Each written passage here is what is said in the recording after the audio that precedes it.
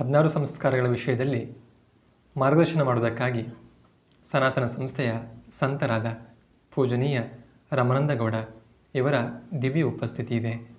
ಮೊದಲಿಗೆ ಅವರ ಚರಣಗಳಲ್ಲಿ ನಾವು ಭಾವಪೂರ್ಣ ಪ್ರಾರ್ಥನೆಯನ್ನು ಮಾಡೋಣ.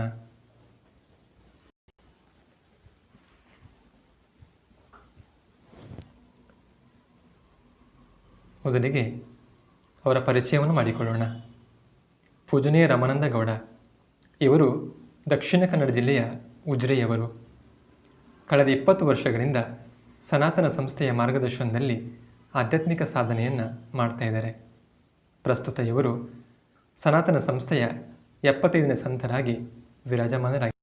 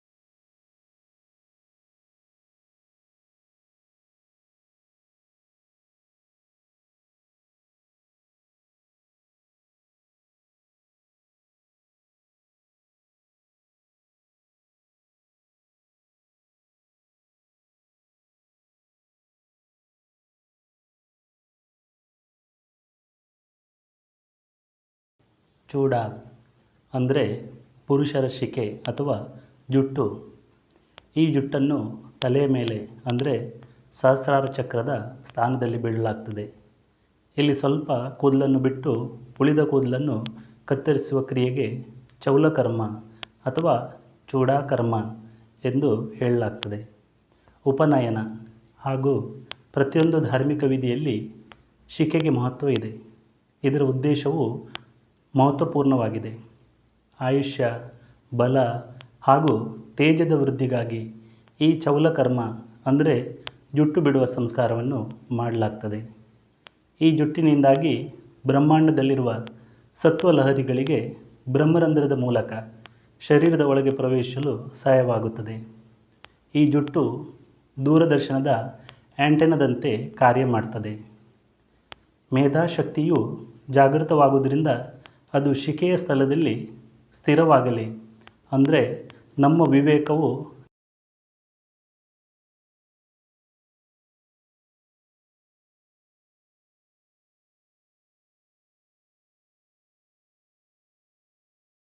ಜುಟ್ಟನ್ನು ಯಾಕೆ ಬಿಡಬೇಕು ಅನ್ನೋದ್ರ ಬಗ್ಗೆ ನೀವು ಕಾರಣವನ್ನು ನಮಗೆ ತಿಳಿಸ್ಕೊಟ್ರಿ. ಅದೇ ಪ್ರಕಾರ ಈ ಜುಟ್ಟು ಬಿಡುವುದರ ಬಗ್ಗೆ ನಮ್ಮ ವೈದಿಕ ಪರಂಪರೆಯಲ್ಲಿ ಏನಾದರೂ ಮಹತ್ವವನ್ನು ಬಿಂಬಿಸಿದಾರ? ಇದ್ರ ಬಗ್ಗೆ ತಾವು ಏನು ಹೇಳಲಿಕ್ಕೆ ಬಯಸ್ತೀರಿ? ವೈದಿಕ ಪರಂಪರೆಯಲ್ಲಿ ತಲೆ ಮೇಲೆ ಶಿಕೆ ಅಥವಾ ಜುಟ್ಟು ಬಿಡುವುದಕ್ಕೆ ತುಂಬ ಮಹತ್ವ ಇದೆ. ಅದರ ಬಗ್ಗೆಯೂ ತಿಳ್ಕೊಳ್ಳೋಣ ನಾವು. ದೊಡ್ಡ ಶಿಕೆಯನ್ನು ಧಾರಣೆ ಮಾಡೋದರಿಂದ ಬಲ, ಆಯುಷ್ಯ, ತೇಜ, ಬುದ್ಧಿ, ಲಕ್ಷ್ಮಿ ಹಾಗೂ ಸ್ಮೃತಿಯು ವೃದ್ಧಿಯಾಗುತ್ತದೆ. ವೇದಗಳಲ್ಲಿ ಶಿಕೆಯನ್ನಿಡುವ ಪದ್ಧತಿಯು ಬಹಳ ಕಡೆಗಳಲ್ಲಿ ಕಂಡುಬರ್ತದೆ. ಅದನ್ನೀಗ ನೋಡೋಣ. ಜುಟ್ಟು ಧರಿಸುವವನ ಕಲ್ಯಾಣವಾಗಲಿ.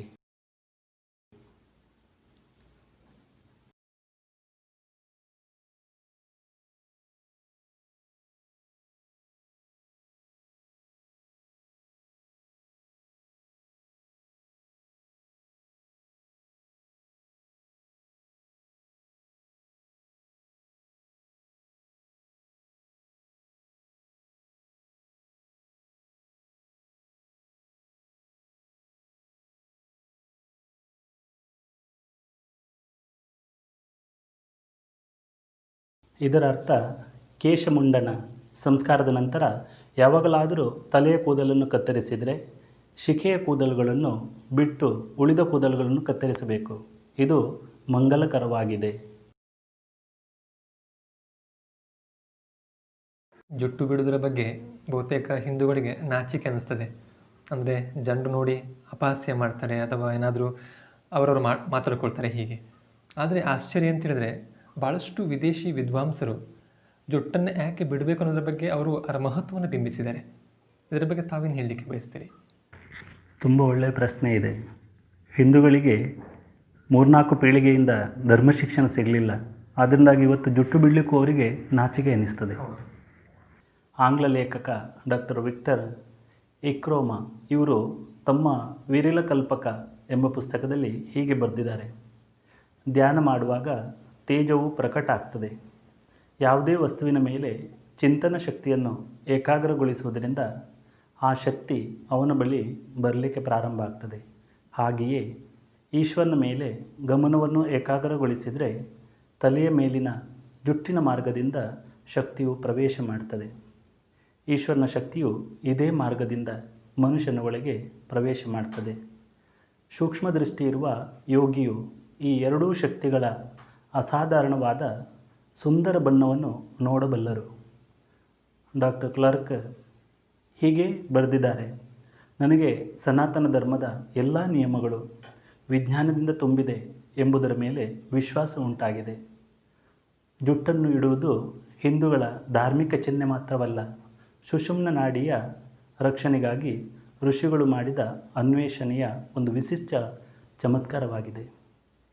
ಶಿಕೆಯ ಗುಚ್ಛ ಅಥವಾ ಅದರಲ್ಲಿ ಗಂಟು ಕಟ್ಟುವುದರಿಂದ ಹಿಂದಿನ ಕಾಲದ ಜನರಲ್ಲಿ ತೇಜ, ವಿವೇಕ, ದೀರ್ಘಾಯುಷ್ಯ ಹಾಗೂ ಶಕ್ತಿಯ ವಿಶಿಷ್ಟತೆ ಕಂಡುಬರ್ತದೆ. ಯಾವತ್ತಿನಿಂದ ಆಂಗ್ಲ ಶಿಕ್ಷಣ ಪದ್ಧತಿಯ ಪ್ರಭಾವದಿಂದ ಭಾರತೀಯರು ಶಿಕೆ ಹಾಗೂ ಜನಿವಾರದ ತ್ಯಾಗ ಮಾಡಿದರೂ ಆವತ್ತಿನಿಂದ ಈ ಪರಂಪರೆಯು ನಿರಂತರವಾಗಿ ಕಡಿಮೆ ಆಗುತ್ತಿದೆ. ಶಿಕೆಯನ್ನು ಇಡೋದರಿಂದ ಹುಚ್ಚುತನ, ಕುರುಡುತನ ಹಾಗೂ ಇನ್ನಿತರ ತಲೆಯ ರೋಗಗಳು ಬರುವುದಿಲ್ಲ. ಆದರೆ ಶಿಕೆ ಇಡದೇ ಇರುವವರಲ್ಲಿ ಹೆಚ್ಚಾಗಿ ಇದರ ಪ್ರಮಾಣ ಕಾಣಿಸ್ತದೆ. ಡಾಕ್ಟರ್ ಹಾಯ್ವಮನ್ ಅವರು ಅನೇಕ ವರ್ಷಗಳವರೆಗೆ ಭಾರತದಲ್ಲಿದ್ದು ಭಾರತೀಯ ಸಂಸ್ಕೃತಿಯ ಅಧ್ಯಯನ ಮಾಡಿದ್ದೇನೆ. ಇಲ್ಲಿನ ನಿವಾಸಿಗಳು ಅನಾದಿ ಕಾಲದಿಂದ ಶಿಕೆಯನ್ನಿಡುತ್ತಾರೆ. ಇದರ ವರ್ಣನೆಯು ವೇದಗಳಲ್ಲಿಯೂ ದೊರೆಯುತ್ತದೆ. ದಕ್ಷಿಣದಲ್ಲಿ ಅರ್ಧ ತಲೆಯಲ್ಲಿ ಗೊರಸಿನಂತಹ ಶಿಕೆಯನ್ನಿಡುತ್ತಾರೆ. ಅವರ ಬುದ್ಧಿಯ ಪ್ರಗಲ್ಭತೆಯನ್ನು ನೋಡಿ ನಾನು ಬಹಳ ಪ್ರಭಾವಿತನಾಗಿದ್ದೇನೆ. ತಲೆಯ ಮೇಲೆ ಶಿಕೆಯನ್ನಿಡುವುದು ಅತ್ಯಂತ ಲಾಭದಾಯಕವಾಗಿದೆ. ನನಗೆ ಹಿಂದೂ ಧರ್ಮದಲ್ಲಿ ಅಗಾಧವಾದಂಥ ವಿಶ್ವಾಸವಿದೆ ಹಾಗೂ ಶಿಕೆಯನ್ನಿಡುವುದರ ಮಹತ್ವ ಮನವರಿಕೆಯಾಗಿದೆ ಅಂತೇಳಿ ಅವರು ಹೇಳ್ತಾರೆ.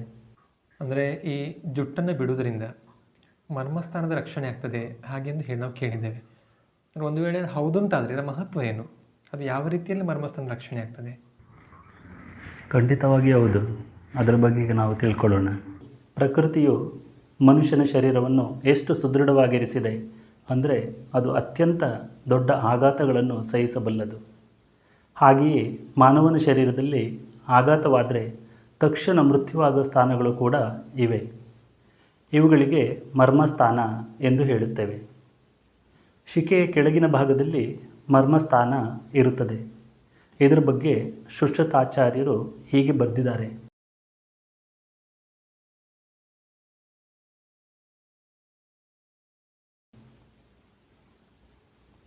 ಇದರ ಅರ್ಥವನ್ನು ನೋಡೋಣ. ಮಸ್ತಕದ ಒಳಗೆ ಎಲ್ಲಿ ಕೂದಲುಗಳಿರುತ್ತವೆಯೋ ಅಲ್ಲಿ ಸಂಪೂರ್ಣ ನಾಡಿಗಳ ಹಾಗೂ ಸಂಧಿಗಳ ಮಿಲನವಿದೆ.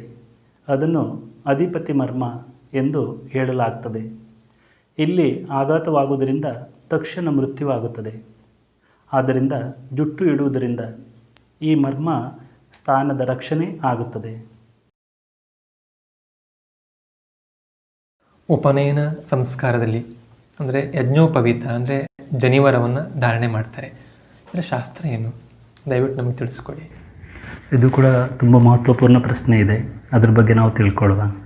ಸಂಸ್ಕೃತದ ಸಂಧಿ ವಿಚ್ಛೇದದ ಅನುಸಾರ ಯಜ್ಞೋಪವೀತ ಅಂದರೆ ಯಜ್ಞ ಪ್ಲಸ್ ಉಪವೀತ.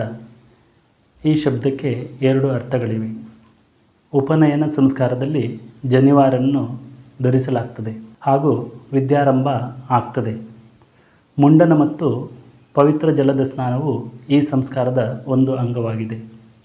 ನೂಲಿನಿಂದ ಮಾಡಿದ ಈ ಪವಿತ್ರ ಎಳೆಯನ್ನು ಯಜ್ಞೋಪವಿತ ದಾರಿಯು ಎಡಭುಜದ ಮೇಲೆ ಹಾಗೂ ಬಲಭುಜದ ಕೆಳಗೆ ಧರಿಸ್ತಾನೆ. ಒಂದು ವಿಶಿಷ್ಟ ದಾರಕ್ಕೆ ವಿಧಿವತ್ತಾಗಿ ಗಂಟುಗಳನ್ನು ಹಾಕಿ ಯಜ್ಞೋಪವಿತವನ್ನು ತಯಾರಿ ಮಾಡಲಾಗ್ತದೆ. ಇದರಲ್ಲಿ 7 ಗಂಟುಗಳನ್ನು ಹಾಕಲಾಗ್ತದೆ. ಬ್ರಾಹ್ಮಣನ ಯಜ್ಞೋಪವಿತದಲ್ಲಿ ಬ್ರಹ್ಮಗಂಟಿರ್ತದೆ. 3 ದಾರಗಳಿಂದ ಈ ಯಜ್ಞೋಪವಿತವನ್ನು ಗುರುಗಳಿಂದ ದೀಕ್ಷೆಯನ್ನು ಪಡೆದ ನಂತರವೇ ಧಾರಣೆ ಮಾಡಬೇಕು. ಈ 3 ದಾರಗಳು ತ್ರಿಮೂರ್ತಿಗಳು ಅಂದರೆ ಬ್ರಹ್ಮ, ವಿಷ್ಣು ಹಾಗೂ ಮಹೇಶ್ವರನ ಪ್ರತೀಕವಾಗಿದೆ. ಇನ್ನು ಬ್ರಹ್ಮಚಾರಿ ಹಾಗೂ ಗೃಹಸ್ಥನಿಗೆ ಯಜ್ಞೋಪವಿತದ ಬಗ್ಗೆ ನೋಡೋಣ. ಬ್ರಹ್ಮಚಾರಿ 3 ದಾರದ ಹಾಗೂ ವಿವಾಹಿತನು 6 ದಾರಗಳಿರುವ ಜನಿವಾರವನ್ನು ಧರಿಸ್ತಾನೆ. ಯಜ್ಞೋಪವಿತದ 6 ದಾರಗಳಲ್ಲಿ 3 ದಾರಗಳು ತನ್ನದು ಹಾಗೂ ಉಳಿದ 3 ದಾರಗಳನ್ನು ತನ್ನ ಪತ್ನಿಯದ್ದು ಎಂದು ಹೇಳಲಾಗ್ತದೆ. ಇನ್ನು ಜನಿವಾರದ ಮಹತ್ವವನ್ನು ನೋಡುವುದಾದರೆ, ಜನಿವಾರದಲ್ಲಿ 3 ದಾರಗಳು ತ್ರಿಮೂರ್ತಿಗಳಾದ ಬ್ರಹ್ಮ, ವಿಷ್ಣು ಹಾಗೂ ಮಹೇಶ್ವರರ ಪ್ರತೀಕ. ಹಾಗೆಯೇ ದೇವಋಣ, ಪಿತೃಋಣ ಹಾಗೂ ಋಷಿ ಋಣದ ಪ್ರತೀಕವಾಗಿದೆ. ಅಲ್ಲದೆ ಸತ್ವ, ರಜ ಮತ್ತು ತಮದ ಪ್ರತೀಕವೂ ಆಗಿದೆ. ಅದರೊಂದಿಗೆ ಈ 3 ದಾರಗಳು ಸಹ ಗಾಯತ್ರಿ ಮಂತ್ರದ 3 ಚರಣಗಳ ಪ್ರತೀಕವಾಗಿದೆ ಹಾಗೂ 3 ಆಶ್ರಮಗಳ ಪ್ರತೀಕವೂ ಆಗಿದೆ. ಜನಿವಾರದ ಒಂದೊಂದು ದಾರದಲ್ಲಿ 3, 3, 3 ಹೀಗೆ ಒಟ್ಟು ದಾರಗಳ ಸಂಖ್ಯೆ 9. ಇವುಗಳಲ್ಲಿ 1 ಮುಖ, 2 ಮೂಗಿನ ಹೊಳ್ಳೆ, 2 ಕಣ್ಣುಗಳು, 2 ಕಿವಿಗಳು, ಮಲ ಹಾಗೂ ಮೂತ್ರದ 2 ದ್ವಾರಗಳನ್ನು ಸೇರಿಸಿ ಒಟ್ಟು 9 ಆಗುತ್ತವೆ. ಇದರ ಅರ್ಥ ಅಂದರೆ, ನಾವು ಮುಖದಿಂದ ಒಳ್ಳೆಯದನ್ನೇ ಮಾತಾಡಬೇಕು, ಕಣ್ಣುಗಳಿಂದ ಒಳ್ಳೆಯದನ್ನೇ ನೋಡಬೇಕು ಹಾಗೂ ಕಿವಿಗಳಿಂದ ಒಳ್ಳೆಯದನ್ನೇ ಕೇಳಬೇಕು. ಹೀಗೆ ಇದೆ. ಇನ್ನು ಜನಿವಾರದಲ್ಲಿ ಹಾಕಲಾಗುವ 5 ಗಂಟುಗಳು ಬ್ರಹ್ಮ, ಧರ್ಮ, ಅರ್ಥ, ಕಾಮ ಹಾಗೂ ಮೋಕ್ಷದ ಪ್ರತೀಕವಾಗಿದೆ. ಈ 5 ಗಂಟುಗಳು 5 ಯಜ್ಞ, 5 ಜ್ಞಾನೇಂದ್ರಿಯಗಳು ಹಾಗೂ ಪಂಚಕರ್ಮಗಳ ಪ್ರತೀಕವೂ ಆಗಿದೆ. ಜನಿವಾರದ ಉದ್ದಕ್ಕೂ ಸಹ ಶಾಸ್ತ್ರವಿದೆ. ಜನಿವಾರದ ಉದ್ದ 96 ಅಂಗುಲದಷ್ಟಿರುತ್ತದೆ. ಯಾಕೆಂತೇಳಿದರೆ ಜನಿವಾರವನ್ನು ಧರಿಸುವವನು 64 ಕಲೆಗಳನ್ನು ಮತ್ತು 32 ವಿದ್ಯೆಗಳನ್ನು ಕಲಿತುಕೊಂಡಿರಬೇಕಾಗ್ತದೆ. ಅಂದರೆ ಮಲವಿಸರ್ಜನೆ ಮಾಡಬೇಕಾದ್ರೆ ಅಂದರೆ ಜನಿವಾರವನ್ನು ನಾವು ಕಿವಿಯ ಮೇಲೆ ಇಟ್ಕೊಳ್ಬೇಕು ಅಂತ ಹೇಳಿದ್ದಾರೆ. ಅದರ ಕಾರಣ ಏನು? ದಯವಿಟ್ಟು ತಿಳಿಸ್ಕೊಡಿ. ಇದರ ಬಗ್ಗೆ ಒಂದು ಶ್ಲೋಕವಿದೆ. ಆ ಶ್ಲೋಕದ ಮಾಧ್ಯಮದಲ್ಲೇ ತಿಳ್ಕೊಳ್ಳುವ.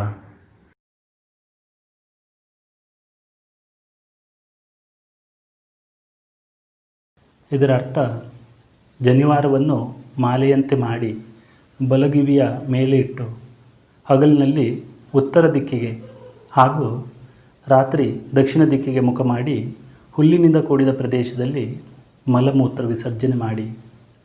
ಜನಿವಾರವು ಪವಿತ್ರ ಆಗಿರ್ತದೆ. ಮಲಮೂತ್ರ ವಿಸರ್ಜನೆಯ ಸಮಯದಲ್ಲಿ ನಾವು ಅಶುಚಿ ಅವಸ್ಥೆಯಲ್ಲಿರ್ತೇವೆ. ಬ್ರಾಹ್ಮಣನ ಬಲಗಿವಿಯ ಸ್ಥಳದಲ್ಲಿ 7 ದೇವತೆಗಳು ಅಂದರೆ ಅಗ್ನಿ, ಜಲ, ವರುಣ, ಸೂರ್ಯ, ವಾಯು, ಇಂದ್ರ ಹಾಗೂ ಚಂದ್ರ ಇವರ ವಾಸವು ನಿತ್ಯ ಇರ್ತದೆ. ಆದ್ದರಿಂದ ಅಲ್ಲಿ ಜನಿವಾರವನ್ನು ಮಾಲೆಯಂತೆ ಮಾಡಿ ಬಲಗಿವಿಯ ಮೇಲೆ ಇಟ್ಟು ಮಲಮೂತ್ರ ವಿಸರ್ಜನೆ ಮಾಡಿ, ಒಂದು ವೇಳೆ ಇದನ್ನು ಮರೆತರೆ ಬೇರೆ ಜನಿವಾರ ಧರಿಸಿ ಅಂತ ಹೇಳಲಾಗಿದೆ. ಮಲವಿಸರ್ಜನೆಯನ್ನು ಮಾಡಬೇಕಾದ್ರೆ ಜನಿವಾರವನ್ನು ಬಲಕಿವಿಯ ಮೇಲೆ ಇಡಬೇಕು ಅಂತ ತಾವು ಹೇಳಿದ್ರಿ. ಅಂದರೆ ಬಲಕಿವಿಗಿಷ್ಟು ಮಹತ್ವ ಏನು? ಇದರ ಹಿಂದೆ ಏನಾದರೂ ವೈಜ್ಞಾನಿಕ ಕಾರಣ ಇದೆಯಾ? ನಾವು ಯಾಕೆ ಎಡಗಿವಿಗೆ ಇಡಬಾರ್ದು, ಯಾಕೆ ಬಲಗಿವಿಗೆ ನಾವು ಇಡಬೇಕು? ದಯವಿಟ್ಟು ತಿಳಿಸ್ಕೊಡಿ. ಇದು ಕೂಡ ತುಂಬ ಮಹತ್ವದ ಪ್ರಶ್ನೆ ಇದೆ. ಬಲಗಿವಿಯ ನರ ಮತ್ತು ಗುಪ್ತೇಂದ್ರಿಯ ಮತ್ತು ಅಂಡಕೋಶಕ್ಕೆ ಸಂಬಂಧ ಇದೆ. ಇದರ ಬಗ್ಗೆ ನಾವು ತಿಳ್ಕೊಳ್ಳುವ. ಮೂತ್ರ ವಿಸರ್ಜನೆಯ ಸಮಯದಲ್ಲಿ ಸೂಕ್ಷ್ಮ ವೀರ್ಯಸ್ರಾವವಾಗುವ ಸಾಧ್ಯತೆ ಇರುತ್ತದೆ.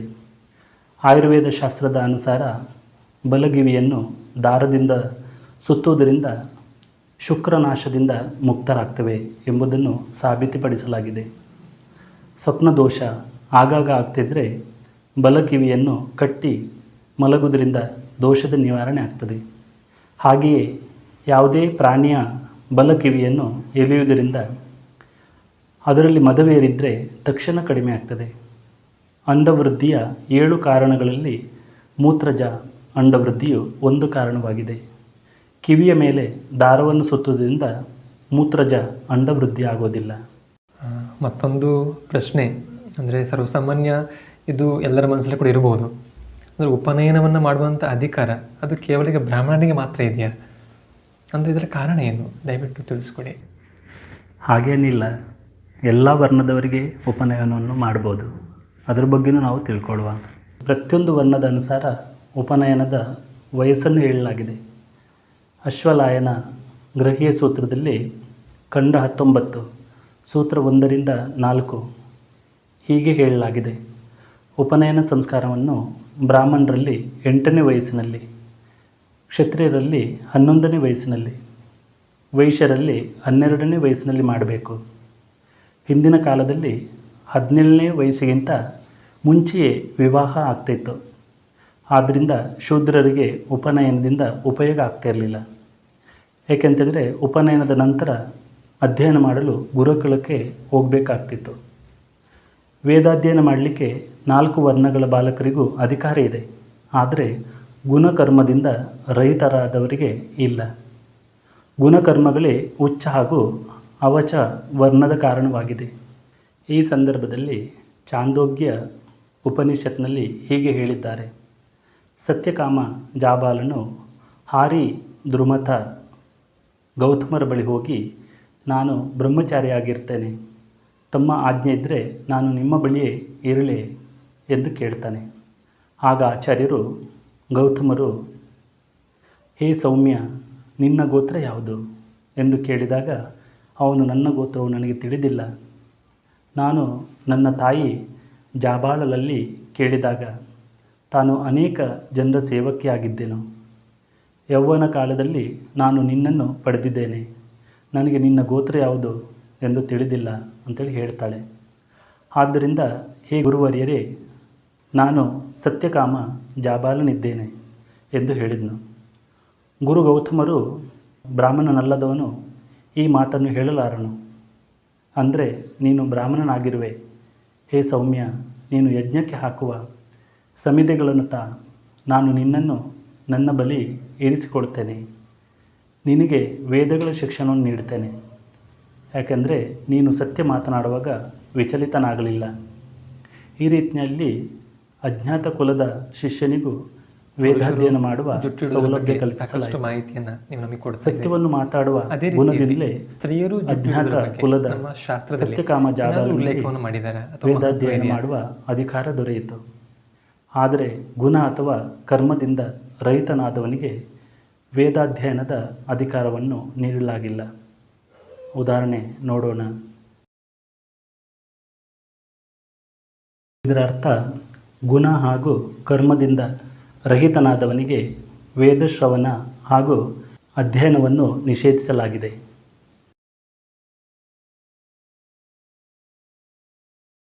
ಇದರ ಅರ್ಥ, ಆ ಪ್ರಶಾಂತ ಚಿತ್ತದ ಪುರುಷರಿಗೆ ಬ್ರಹ್ಮವಿದ್ಯೆಯ ದಾನ ಮಾಡಬಾರದು.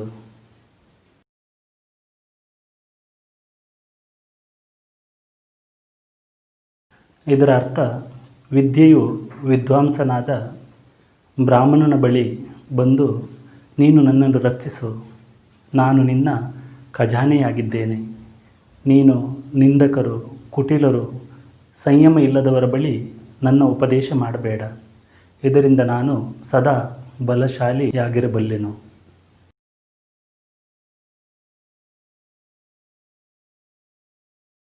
ಇದರ ಅರ್ಥ, ರತ್ನಗಳಿಂದ ಪೂರ್ಣ ಪೃಥ್ವಿಯನ್ನು ದೇವರುಗಳು ದಾನ ಮಾಡಿದರೂ ಮಾಡಬಹುದು. ಆದರೆ ಸಂಯಮ ಇಲ್ಲದ ಜನರಿಗೆ ಬ್ರಹ್ಮವಿದ್ಯೆಯ ಉಪದೇಶ ಮಾಡಬಾರದು. ಈ ಎಲ್ಲ ಶ್ಲೋಕಗಳ ಭಾವವು ಬ್ರಹ್ಮವಿದ್ಯೆ ಹಾಗೂ ವೇದಾಧ್ಯಯನದ ಅಧಿಕಾರ 4 ವರ್ಣಗಳಿಗಿದೆ, ಆದರೆ ಗುಣರಹಿತ ಜನರಿಗೆ ಇಲ್ಲ ಎಂದಾಗಿದೆ. ಉಪನಯನವನ್ನು ಮಾಡುವಂಥ ಅಧಿಕಾರ ಎಲ್ಲ ವರ್ಣದವರಿಗೂ ಕೂಡ ಇದೆ ಅನ್ನುವಂಥದ್ದು ನೀವು ಹೇಳಿದ್ರಿ. ಅದೇ ಪ್ರಕಾರ ಈ ಉಪನಯನದ ಅಧಿಕಾರ ಕನ್ಯೆಯರು ಅವರಿಗೂ ಕೂಡ ಇತ್ತ ಇದು? ಏನಾದರೂ ವಿಶೇಷವಾಗಿ ಅವರಿಗೆ ಅದು ಮಾಡಬೇಕು ಮಾಡಬಾರ್ದು ಹೀಗೇನಿದ್ರೆ ದಯವಿಟ್ಟು ತಿಳಿಸ್ಕೊಡಿ. ಹೌದು, ಹಿಂದಿನ ಕಾಲದಲ್ಲಿ ಕನ್ಯೆಯರಿಗೂ ಉಪನಯನ ಮಾಡುವ ಪದ್ಧತಿ ಇತ್ತು. ಕೂರ್ಮ ಪುರಾಣ ಅಂತೇಳಿ ಒಂದು ಪುರಾಣ ಇದೆ, ಅದರಲ್ಲಿ ಅದರ ಉಲ್ಲೇಖ ಇದೆ. ತಂದೆ, ಚಿಕ್ಕಪ್ಪ ಅಥವಾ ಅಣ್ಣನು ಕನ್ಯೆಗೆ ವಿದ್ಯಾದಾನ ಮಾಡುತ್ತಿದ್ದರು. ಇತರ ಪುರುಷರು ವಿದ್ಯಾದಾನ ಮಾಡೋ ಆಗಿರಲಿಲ್ಲ. ಬ್ರಹ್ಮಚಾರಿಣಿ ಕನ್ಯೆಯು ತನ್ನ ಮನೆಯಲ್ಲಿ ಇದ್ದು ಭಿಕ್ಷೆಯನ್ನು ಬೇಡುತ್ತಿದ್ದಳು. ಆರ್ಯ ಸಮಾಜದವರು ಕನ್ಯೆ ಉಪನಯನ ಮಾಡ್ತಾರೆ. ಉಪನಯನ ಸಂಸ್ಕಾರದಲ್ಲಿ ಬಾಲಕನಿಗೆ ಭಿಕ್ಷೆಯನ್ನು ಕೇಳಲಿಕ್ಕೆ ಹೇಳುತ್ತಾರೆ. ಇದರ ಕಾರಣ ಏನು? ಯಾಕಾಗಿ ಭಿಕ್ಷೆಯನ್ನು ಅವ್ರು ಕೇಳಬೇಕಾಗ್ತದೆ? ದಯವಿಟ್ಟು ತಿಳಿಸ್ಕೊಡಿ. ಇದು ಕೂಡ ತುಂಬ ಮಹತ್ವದ ಪ್ರಶ್ನೆ ಇದೆ, ಇದರ ಬಗ್ಗೆ ನಾವು ತಿಳ್ಕೊಳ್ಳೋಣ. ಅನುಪ್ರವಚನೀಯ ಹೋಮ ಹಾಗೂ ಪುರೋಹಿತರ ಭೋಜನದ ನಂತರ ಅವಶ್ಯಕತೆಯನುಸಾರ ವಟುವು ಅಕ್ಕಿಯ ಭಿಕ್ಷೆಯನ್ನು ಕೇಳಬೇಕಾಗ್ತದೆ. ಆಗ ಮೊದಲು ತಾಯಿಯ ಬಳಿಗೆ ಹೋಗಿ ಓಂ ಭವತಿ ಭಿಕ್ಷಾನ್ ದೇಹಿ ಅಂದರೆ ತಾವು ಭಿಕ್ಷೆ ಕೊಡಿ ಎಂದು ಹೇಳಬೇಕು. ಅನಂತರ ತಂದೆಯ ಬಳಿ ಹೋಗಿ ಹಾಗೆಯೇ ಹೇಳಬೇಕು. ಹೀಗೆ ಇತರ ಆಪ್ತ ಜನರಿಂದ ಭಿಕ್ಷೆಯನ್ನು ಪಡೆದು ಆ ಭಿಕ್ಷಾನ್ನವನ್ನು ಆಚಾರ್ಯರಿಗೆ ಕೊಡಬೇಕು. ಭಿಕ್ಷಾನ್ನವನ್ನು ಆಚಾರ್ಯರಿಗೆ ನೀಡುವುದರಿಂದ ಅವನಿಗೆ ತನ್ನ ಮೇಲೆ ಆಚಾರ್ಯರ ಉದರ ನಿರ್ವಹಣೆಯ ಜವಾಬ್ದಾರಿ ಇದೆ ಎಂಬುದರ ಅರಿವಾಗ್ತದೆ. ಅದರೊಂದಿಗೆ ಭಿಕ್ಷಾನ್ನವನ್ನು ತಾನು ಮೊದಲು ತಿನ್ನದೆ ಆಚಾರ್ಯರಿಗೆ ಅರ್ಪಣೆ ಮಾಡಿ ಅನಂತರ ಅವರು ನೀಡಿರುವ ಅನ್ನವನ್ನು ತಾನು ತಿನ್ನಬೇಕು. ಹೋಮ ಹಾಗೂ ಪುರೋಹಿತ ಭೋಜನಕ್ಕಾಗಿ ಅವಶ್ಯಕತೆಯನುಸಾರವೇ ಭಿಕ್ಷೆಯನ್ನು ಕೇಳುವ ಅಧಿಕಾರ ನಮಗಿದೆ ಎಂಬುವ ಶಿಕ್ಷಣ ಆ ವಟುವಿಗೆ ಸಿಗ್ತದೆ. ಉಪನಯನ ಅಂತೇಳಿದ್ರೆ ಒಂದು ವಿಧಿ ಅಂತ ನಾವು ಕೇಳಿದ್ದೇವೆ. ಅಂದರೆ ಈ ಒಂದು ವಿಧಿಯಿಂದಾಗಿ ಬಾಲಕನ ಜೀವನದ ಮೇಲೆ ಸಂಸ್ಕಾರದ ದೃಷ್ಟಿಯಿಂದ ಏನಾದರೂ ಇದು ಮಹತ್ವ ಇದೆಯಾ? ದಯವಿಟ್ಟು ತಿಳಿಸ್ಕೊಡಿ. ಬಹಳ ಮಹತ್ವದ ಪ್ರಶ್ನೆ ಕೇಳಿದಿರಿ. ಉಪನಯನ ಅಂತ ಹೇಳಿದರೆ ಒಂದು ವೃತ್ತವೇ ಆಗಿದೆ. ಇದರ ಆಚಾರ ಬೋಧ ಹಾಗೂ ವಟುವೃತ್ತದ ಸಂದರ್ಭದಲ್ಲಿ ತಿಳ್ಕೊಳ್ಳೋಣ. ಉಪನಯನದ ನಂತರ ನೀವೀಗ ಬ್ರಹ್ಮಚಾರಿ ಇದ್ದೀರಿ. ಆದ್ದರಿಂದ ಮೂತ್ರ, ಶೌಚಕ್ಕೆ ಹೋಗೋದು, ಭೋಜನ, ಹೊರಗೆ ಮಾರ್ಗದಲ್ಲಿ ಹೋಗೋದು, ನಿದ್ರೆಯಂಥ ಕೃತ್ಯಗಳನ್ನು ಮಾಡಿದರೆ ನಂತರ ಶುದ್ಧಿಗಾಗಿ ಆಚಮನ ಮಾಡಬೇಕು. ಸಂಜೆ ಉಪಾಸನೆ, ಹೋಮ ಇತ್ಯಾದಿ ನಿತ್ಯ ಕರ್ಮಗಳನ್ನು ಪ್ರತಿದಿನ ಮಾಡಬೇಕು.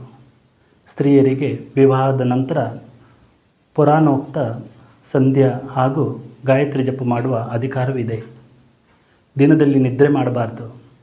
ಆಚಾರ್ಯರ ಸ್ವಾಧೀನದಲ್ಲಿದ್ದು ವೇದೋಚ್ಚಾರಣೆ ಮಾಡುತ್ತಿರಬೇಕು. ಪ್ರಾತಃ ಕಾಲ ಹಾಗೂ ಸಂಜೆಯ ಸಮಯ ಭಿಕ್ಷೆ ಬೇಡುತ್ತಾ ಹೋಗಬೇಕು. ಸಂಜೆ ಹಾಗೂ ಬೆಳಿಗ್ಗೆ ಅಗ್ನಿಯಲ್ಲಿ ಸಮಿಧೆಗಳನ್ನು ಅರ್ಪಿಸಬೇಕು.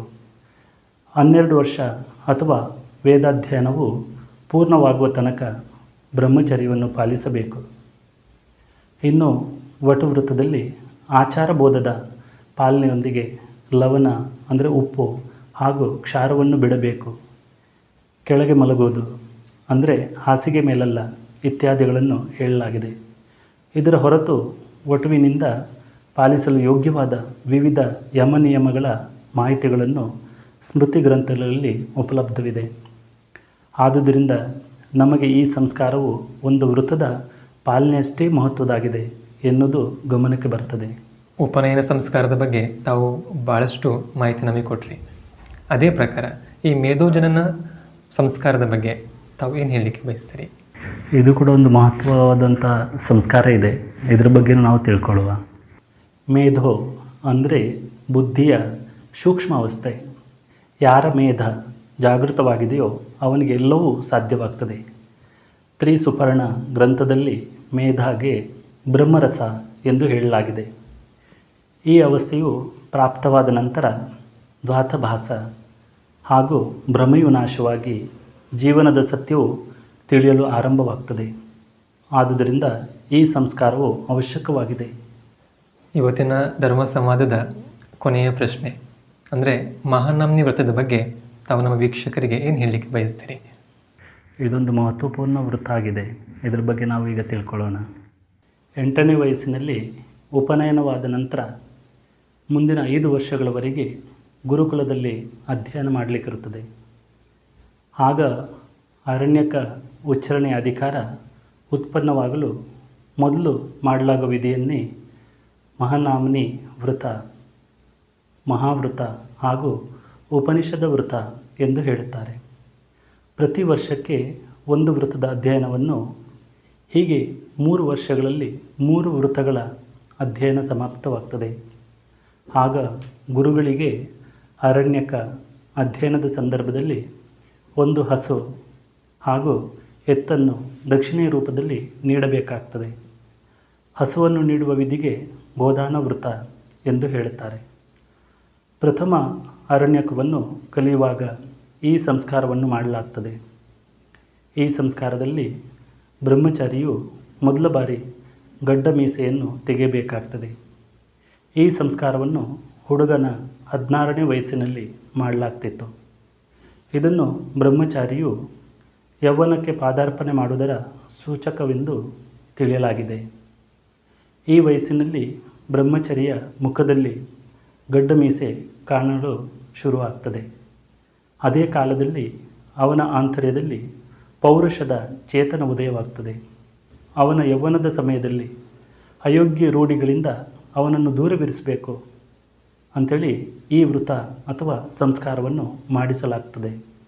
ಈ ಸಂಸ್ಕಾರದ ನಿಮಿತ್ತ ಬ್ರಹ್ಮಚಾರಿಗೆ ಪುನಃ ಬ್ರಹ್ಮಚಾರಿ ವೃತದ ಸ್ಮರಣೆಯನ್ನು ಅವಶ್ಯವಾಗಿ ಮಾಡಿಸಲಾಗುತ್ತಿತ್ತು. ಇದರ ಮುಂದೆ ಕಡಿಮೆ ಅಂದರೆ 1 ವರ್ಷದವರೆಗೆ ಸಂಯಮದಿಂದ ಆಚರಣೆ ಮಾಡುವುದರಿಂದ ಮುಂದೆ ಯೌವನ ಕಾಲದಲ್ಲಿ ಅವನಿಂದ ತಪ್ಪುಗಳಾಗುವುದಿಲ್ಲ ಎಂಬುದು ಇದರ ಆಧಾರಭೂತ ಸಂಕಲ್ಪನೆಯಾಗಿದೆ. ಇವತ್ತಿನ ಧರ್ಮ ಸಂವಾದದಲ್ಲಿ 16 ಸಂಸ್ಕಾರಗಳ ಬಗ್ಗೆ, ವಿಶೇಷವಾಗಿ ನಾವು ಜುಟ್ಟನ್ನು ಯಾಕೆ ಬಿಡಬೇಕು, ಯಾಕೆ ನಾವು ಜುಟ್ಟನ್ನು ತುಂಡು ಮಾಡಬಾರ್ದು, ಅದೇ ರೀತಿಯಲ್ಲಿ ಉಪನಯನ ಸಂಸ್ಕಾರ, ಇದರ ಮಹತ್ವ ಏನು, ಈ ಎಲ್ಲ ವಿಷಯಗಳ ಸಂಬಂಧಪಟ್ಟ ಹಾಗೆ ನಮಗೆ ಸವಿಸ್ತಾರವಾಗಿ ಮಾರ್ಗದರ್ಶನವನ್ನು ಮಾಡಿದಂಥ ಸನಾತನ ಸಂಸ್ಥೆಯ ಸಂತರಾದ ಪೂಜನೀಯ ರಮಾನಂದಗೌಡ ಇವರ ಚರಣಗಳಲ್ಲಿ ನಾವು ಕೃತಜ್ಞರಾಗಿದ್ದೇವೆ.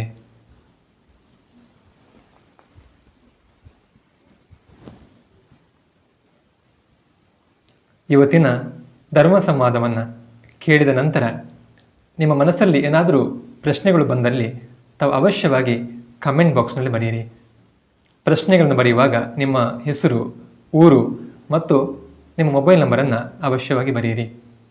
ಇವತ್ತಿನ ಧರ್ಮ ಸಂವಾದವನ್ನು ಧರ್ಮ ಸಂಸ್ಥಾಪನೆಯ ದೇವತೆ ಜಗದ್ಗುರು ಭಗವಾನ್ ಶ್ರೀಕೃಷ್ಣ, ಹಿಂದೂ ಜನಜಾಗೃತಿ ಸಮಿತಿಯ ಪ್ರೇರಣಾಸ್ಥಾನ ಪರಾತ್ಪರ ಗುರು ಡಾಕ್ಟರ್ ಜಯಂತ್ ಅಠವಲೆ ಇವರ ಚರಣಗಳಲ್ಲಿ ಕೃತಜ್ಞತೆ ವ್ಯಕ್ತಪಡಿಸಿ ಮುಕ್ತಾಯಗೊಳಿಸೋಣ.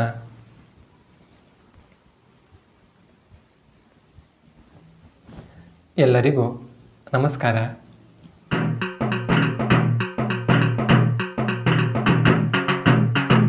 ಸನಾತನ ಉತ್ಪಾದನೆ. ಸನಾತನದ ಸಾತ್ವಿಕ ಉತ್ಪಾದನೆಗಳಲ್ಲಿವೆ ಭಾವ ಜಾಗೃತಿಗೊಳಿಸುವ ದೇವತೆಗಳ ಸಾತ್ವಿಕ ಚಿತ್ರಗಳು. ಸಂತರ ಮಾರ್ಗದರ್ಶನಕ್ಕನುಸಾರವಾಗಿ ಮಾಡಿದ ದೇವತೆಯ ಮೂಲ ರೂಪಕ್ಕೆ ಹೆಚ್ಚು ಪ್ರಮಾಣದಲ್ಲಿ ಹೋಲುವ ಚಿತ್ರಗಳು. ಶಿವ, ದುರ್ಗಾ, ಶ್ರೀಲಕ್ಷ್ಮಿ, ಶ್ರೀ ಗಣಪತಿ, ಶ್ರೀರಾಮ, ಶ್ರೀಕೃಷ್ಣ, ಮಾರುತಿ ಮತ್ತು ದತ್ತ ಈ ದೇವತೆಗಳ ಚಿತ್ರಗಳು ವಿವಿಧ ಆಕಾರಗಳಲ್ಲಿ ಲಭ್ಯವಿವೆ. ದೇವತೆಗಳ ನಾಮಜಪದ ಚೈತನ್ಯದಾಯಕ ಪಟ್ಟಿಗಳು.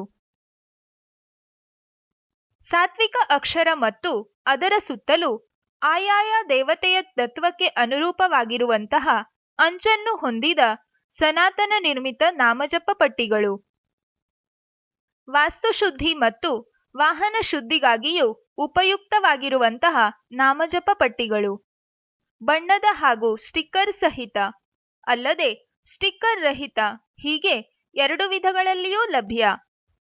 ವಿವಿಧ ಭಾಷೆಗಳ 80ಕ್ಕೂ ಹೆಚ್ಚು ದೇವತೆಗಳ ನಾಮಜಪದ ಪಟ್ಟಿಗಳು ಲಭ್ಯ. ಸನಾತನ ನಿರ್ಮಿತ ದೇವತೆಗಳ ಸಾತ್ವಿಕ ಚಿತ್ರಗಳ ಪದಕಗಳು. ಶಕ್ತಿ, ಚೈತನ್ಯ, ಆನಂದ ಮತ್ತು ಶಾಂತಿಯ ಲಾಭ ದೊರಕಿಸಿಕೊಡುವ ದೇವತೆಗಳ ಸಾತ್ವಿಕ ಪದಕಗಳು. ಕೊರಳಿನಲ್ಲಿ ಹಾಕಿಕೊಳ್ಳುವ ಈ ಪದಕಗಳೆಂದರೆ ದೇವತೆಗಳ ಸಂರಕ್ಷಕ ಶಕ್ತಿಯ ಅನುಭೂತಿ. ಸನಾತನದ ಸಾತ್ವಿಕ ಉತ್ಪಾದನೆಗಳು ಮನೆಗೆ ಬರುತ್ತಲೇ ಲಭಿಸುವುದು ಚೈತನ್ಯ ಮತ್ತು ಹೆಚ್ಚುವುದು ಭಕ್ತಿಯ ಸಂಗ್ರಹ.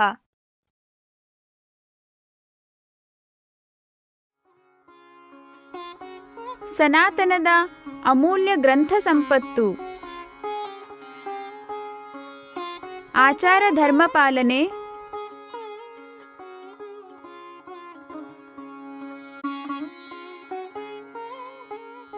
ಧಾರ್ಮಿಕ ಕೃತಿ,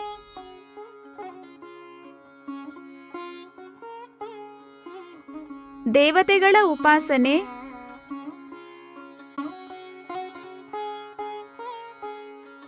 ಅಧ್ಯಾತ್ಮ,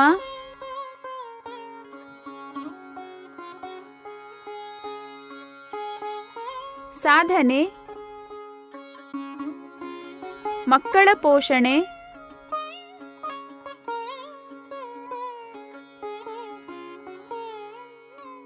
ರಾಷ್ಟ್ರ ರಕ್ಷಣೆ,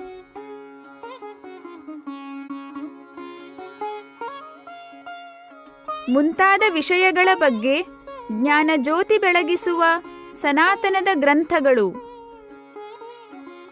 ಅವಶ್ಯವಾಗಿ ಓದಿರಿ ಸನಾತನದ ಗ್ರಂಥಗಳು. ತಾವೂ ಓದಿರಿ ಹಾಗೂ ಇತರರಿಗೂ ಓದಲು ನೀಡಿ ಧರ್ಮ ಕಾರ್ಯದಲ್ಲಿ ಪಾಲ್ಗೊಳ್ಳಿರಿ. ಈ ಗ್ರಂಥಗಳಿಗಾಗಿ ಸಂಪರ್ಕಿಸಿ 9342599299.